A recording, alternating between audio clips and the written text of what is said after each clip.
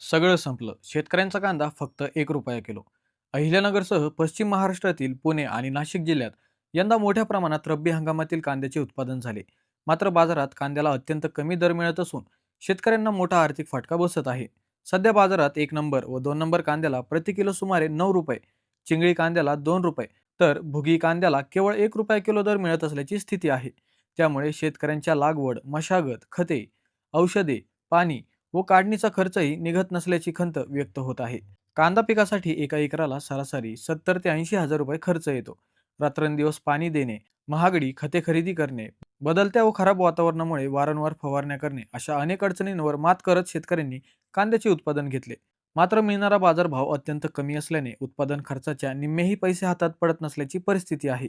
कांदा उत्पादक शेतकरी आर्थिक संकटात सापडले असून भविष्यात शासनाने तातडीने हस्तक्षेप करून दर स्थिर ठेवण्यासाठी ठोस उपाययोजना कराव्यात, अशी मागणी शेतकरी वर्गातून होत आहे.